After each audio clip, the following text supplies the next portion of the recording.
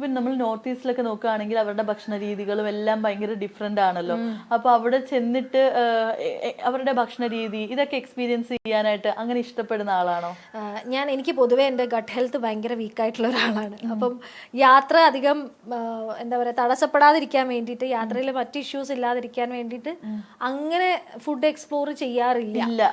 കാരണം സ്ഥലം കണ്ട് ഞാൻ എന്നിട്ടും ഞങ്ങൾ കാമാഖ്യയിൽ പോയപ്പം അവിടുത്തെ ഒരു താലി കഴിച്ചു. അത് നമുക്ക് അത്രയ്ക്ക് അങ്ങോട്ട് വർക്കായില്ല.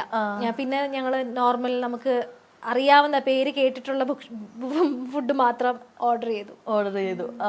അപ്പൊ എനിക്കൊന്ന് ഗട്ട് ഹെൽത്ത് ഇങ്ങനെ ഒരു ഇഷ്യൂ ഉള്ളത് കൊണ്ട് ആഗ്രഹം ഉണ്ടെങ്കിലും ട്രൈ ചെയ്യാനായിട്ട് ഒരു മടി വരും. ചിലപ്പോ ഒട്ടും പറ്റില്ല, പക്ഷെ നല്ല റിവ്യൂ ഒക്കെ കേട്ടതൊക്കെ ആണെങ്കിൽ ഒന്ന് ട്രൈ ചെയ്യും. അടിപൊളി. അപ്പൊ അതുപോലെ തന്നെ ഞാൻ ആദ്യം വന്നപ്പോ തന്നെ മോളുടെ കാര്യം ചോദിച്ചപ്പോഴും മോൾ 10th എന്ന് പറഞ്ഞപ്പോഴത്തേക്ക് ഒരു ഷോക്കാ വേഗം വന്നത്. ആ ഷോക്ക് എനിക്കും ഇടയ്ക്ക് ഉണ്ടാവാറുണ്ട്. പഞ്ചാര കുഞ്ഞ് ഇത്ര പെട്ടെന്ന് വലുതായോ എന്നുള്ളൊരു സംഭവം.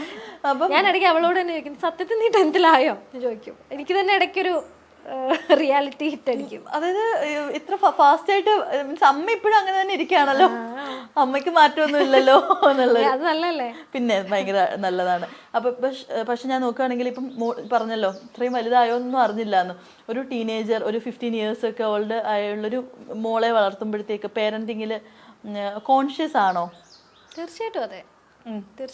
കാരണം പ്രത്യേകിച്ച് നമ്മളിപ്പോൾ പാരന്റിങ്ങിനെ പറ്റി ഒരുപാട് ഇവൻ റീൽസിൽ കൂടെ ആണെങ്കിലും ഒരുപാട് പേരുടെ ക്ലാസ്സസും കാര്യങ്ങളൊക്കെ നമ്മൾ കേൾക്കുന്നുണ്ട്.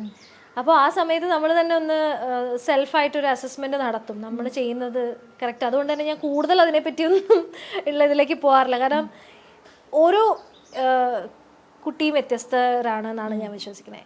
അപ്പം അവരുടെ രീതിക്ക് ഇപ്പം നമുക്കേ അറിയുള്ളൂ നമ്മുടെ കുട്ടി എങ്ങനെയാണെന്നുള്ളത്. അപ്പം അതുകൊണ്ട് തന്നെ ഞാൻ അവളെ നന്നായിട്ട് മനസ്സിലാക്കാൻ ശ്രമിച്ച് അവൾക്ക് പറ്റുന്ന രീതിയിൽ ആണ് അല്ലാതെ ഞാൻ മറ്റു കാര്യങ്ങളിലേക്ക് അധികം അങ്ങനെ ഫോക്കസ് ചെയ്യാറില്ല. അപ്പോൾ അതുകൊണ്ട് തന്നെ എനിക്ക് അങ്ങനെ പലരും പറയും അഡോളസെന്റ് ഏജിലെ ഭയങ്കര പ്രശ്നമാണ്, അവരെ ഡീൽ ചെയ്യാൻ ഭയങ്കര ഡിഫിക്കൽട്ടാണ് എന്നുള്ളത്. പക്ഷെ മോളെ ടച്ച് വുഡ് അവൾ അങ്ങനെ വലിയ പ്രശ്നക്കാരിയല്ല. ഇതുവരെ അങ്ങനെ ഡീൽ ചെയ്യാനും വലിയ പ്രശ്നങ്ങളില്ല. പിന്നെ എല്ലാ കാര്യങ്ങളും ഓപ്പൺ ആയിട്ട് ഡിസ്കസ് ചെയ്യാറുണ്ട് നമ്മൾ. മോളുടെ ബെസ്റ്റ് ഫ്രണ്ട് ചേച്ചിയാ? അത് അവളോട് ചോദിക്കണം. ആണെന്നൊക്കെ പറയും. അത് അത്ര എനിക്ക് വലിയ വിശ്വാസമൊന്നുമില്ല. ബട്ട് എന്നാലും എല്ലാം ഓപ്പൺ ആയിട്ട് ചേച്ചിനോട് പറയും. എന്നുവെച്ചാല് എനിക്ക് തോന്നിയിട്ടുള്ള അത് തന്നെയാണ്. പാരന്റിങ്ങിൽ എപ്പോഴും കോമൺ ആയിട്ടുള്ള ഒരു കാര്യം നമ്മൾ ഡിസ്കസ് ചെയ്യുന്നത് അവർക്ക് ഒരു സ്പേസ് കൊടുക്കുക എന്നുള്ളത് തന്നെയാണ്. അവർക്ക് നമ്മളോട് വന്ന് എല്ലാം ഓപ്പൺ അപ്പ് ആയിട്ട് പറയും. കാരണം എപ്പോഴും ഒരു ഇഷ്യൂ വരുമ്പോഴും ഒരു ഹാപ്പിനെസ് വരുമ്പോഴും അവരാദ്യം ആലോചിക്കേണ്ടത് നമ്മുടെ മുഖമായിരിക്കണം. അവരുടെ മനസ്സിലേക്ക് ആദ്യം വരേണ്ടത് അവരുടെ അച്ഛൻ്റെ അമ്മയുടെ മുഖമായിരിക്കണം. ആ ഒരു ബോണ്ടിങ് ക്രിയേറ്റ് ചെയ്യാൻ പറ്റിയാൽ you are A successful parent എന്നാണ് ഞാൻ വിശ്വസിക്കുന്നത്. നമ്മൾ പേരൻസിനും കിഡ്സിനും ഇടയ്ക്ക് എന്തെങ്കിലും ഒരു ബൗണ്ടറി വെക്കേണ്ട ആവശ്യമുണ്ടോ ശരിക്കും പറഞ്ഞാൽ? അങ്ങനെയില്ല, എനിക്ക് തോന്നിയിട്ടില്ല അങ്ങനെ ഒരു ബൗണ്ടറിയുടെ ആവശ്യം. ഇപ്പം ഞാനൊക്കെ ആലോചിച്ചിട്ടുണ്ട്, നമുക്ക് പലപ്പോഴും എൻ്റെയൊക്കെ ചെറുപ്പത്തിൽ വലിയ ആളുകൾ സംസാരിക്കുന്നതിൻ്റെ ഇടയ്ക്ക് നമ്മൾ എന്തെങ്കിലും അഭിപ്രായമൊക്കെ പറഞ്ഞാൽ അപ്പം അടി കിട്ടും. നീ എന്തിനാ ഇത് ആവശ്യമില്ലാത്ത കാര്യങ്ങൾ അറിയണ്ട എന്ന് പറയും. അപ്പം കുറച്ചുകൂടെ വലുതായതിനു ശേഷവും, അതായത് എൻ്റെ അഭിപ്രായങ്ങൾ ചോദിക്കുന്ന ഒരു പ്രായം എത്തിയപ്പോഴും എനിക്കൊരു കൺഫ്യൂഷൻ ഉണ്ടായിരുന്നു. അയ്യോ ഇതിനകത്ത് അഭിപ്രായം പറയാമോ എന്നുള്ളൊരു അത്ര വലുതായോ, എനിക്ക് ആ ഒരു കോൺഫിഡൻസ് ഇഷ്യൂ എനിക്ക് ഫീൽ ചെയ്തിട്ടുണ്ട്.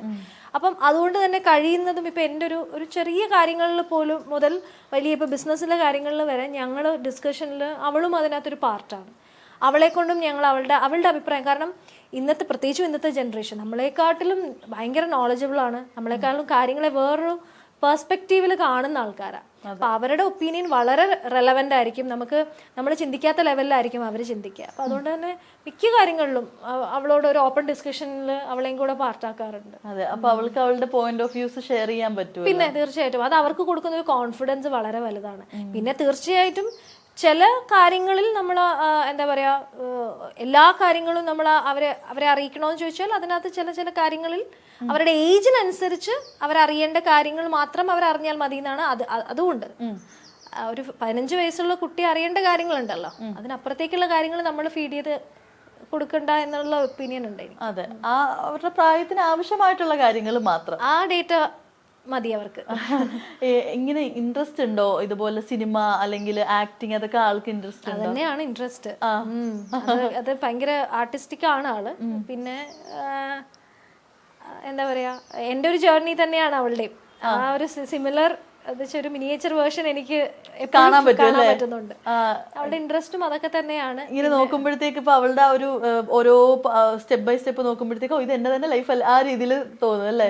ഏറ്റവും കൂടുതൽ അങ്ങനെ റിലേറ്റബിൾ ആയിട്ട് തോന്നിയ ഒന്ന് എന്തായിരിക്കും? അതായത് കഴിഞ്ഞ ദിവസം അവള് പഠിക്കുന്ന കാര്യത്തെ പറ്റി പറഞ്ഞപ്പം ഇപ്പം മാർക്സ് അവള് ഭയങ്കരമായിട്ട് ഹാർഡ് വർക്ക് ചെയ്യുന്നുണ്ട്, പക്ഷെ അതനുസരിച്ചുള്ള റിസൾട്ട് കിട്ടുന്നില്ല എന്നുള്ളൊരു അവള് അങ്ങനെ ഒരു ഇത് പറഞ്ഞു. അപ്പം ഞാൻ ചോദിച്ചു എന്താ മോൾക്കൊരു ബ്ലോക്ക് വരുന്നത് പഠിക്കുമ്പോൾ? അമ്മേ ഞാൻ പഠിച്ചുകൊണ്ടിരിക്കുമ്പം ഞാൻ ഭയങ്കരമായിട്ട് ഡിസ്ട്രാക്റ്റഡ് ആയി പോകുന്നു. അപ്പം ഞാൻ ചോദിച്ചു ഫോർ എക്സാമ്പിൾ, അപ്പോൾ ഇതിപ്പോൾ ഞാൻ ഹിസ്റ്ററി പഠിച്ചുകൊണ്ടിരിക്കുക, ഹിസ്റ്ററിയുടെ എന്തെങ്കിലും ഒരു വാറിനെ പറ്റി പഠിച്ചുകൊണ്ടിരിക്കുമ്പോൾ നമ്മൾ പറഞ്ഞപ്പോൾ ഞാൻ ചോദിച്ചു നീ ആ വാർ ഇമാജിൻ ചെയ്യും? അപ്പോൾ അവൾ പറഞ്ഞു ആ അതെ. എന്നിട്ട് നീ അതിനകത്തൊരു ക്യാരക്ടറാവും. ആ അതെ. എന്നിട്ട് നീ അത് അഭിനയിച്ചു നോക്കും, അപ്പോഴത്തേക്കും നിന്റെ ടോട്ടൽ പഠിക്കുന്ന മൂഡൊക്കെ മാറും. പിന്നെ അതെ അതെ. ഞാൻ പറഞ്ഞ അമ്മയ്ക്ക് എങ്ങനെ അറിയാം? ഞാൻ പറഞ്ഞ എനിക്കറിയാം, ഞാനിത് തന്നെയായിരുന്നു. ഈവൻ 10th ബോർഡ് എക്സാമിന്റെ സമയത്ത് പോലും നമ്മൾ അറിയാതെ, കാരണം നമ്മുടെ ഇൻട്രസ്റ്റ് മുഴുവൻ സ്കിറ്റ് ഉണ്ടാക്കുക, മിമിക്രി ചെയ്യുക, മോണാക്ട് ഉണ്ടാക്കുക, അതിനെ സ്ക്രിപ്റ്റ് ചെയ്യുക, ഇതൊക്കെയാണ് നമ്മുടെ ആർട്ടിലോട്ട് പോകും. നമ്മൾ അറിയാതെ നമ്മുടെ ഇമാജിനേഷൻ വേറൊരു ആ പഠിത്തത്തിലെ സീരിയസ്നെസ് വിട്ട് വേറെ ലെവലിലേക്ക് പോകും. അപ്പൊ ഇത് എനിക്ക് റിലേറ്റബിൾ ആണ്. അപ്പൊ അതുകൊണ്ട് അവളെ അതിനെ കുറ്റം പറഞ്ഞിട്ട് കാര്യമില്ല.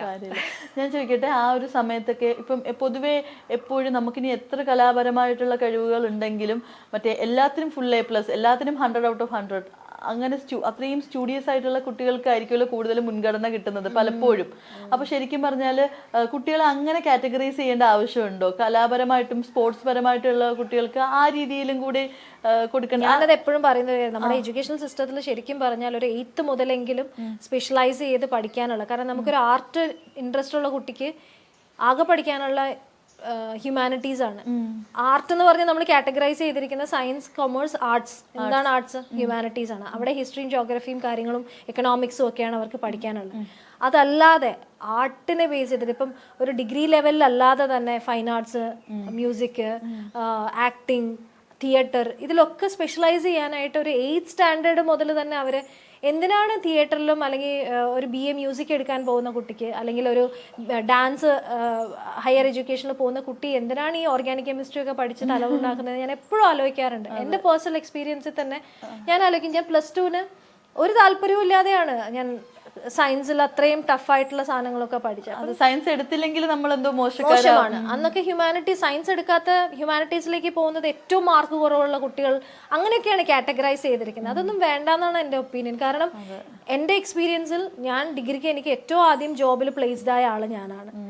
അവിടെ ഏറ്റവും ആദ്യം ഏൺ ചെയ്യാൻ തുടങ്ങിയ ആള് ഞാനാണ് എൻ്റെ ഡിഗ്രി കഴിഞ്ഞപ്പോൾ. അപ്പം അവിടെ അത് ഞാൻ എൻ്റെ എഡ്യൂക്കേഷണൽ വൈസ് ഞാൻ ഭയങ്കര സ്റ്റുഡീസ് ആയതുകൊണ്ടല്ല, സ്കില്ലുണ്ടായിരുന്നു. അപ്പൊ ആ സ്കില്ലിനാണ് ഇമ്പോർട്ടൻസ് കൊടുക്കേണ്ടതെന്ന്, അങ്ങനെ ഒരു സിസ്റ്റത്തിലേക്ക് മാറേണ്ട ടൈം കഴിഞ്ഞു.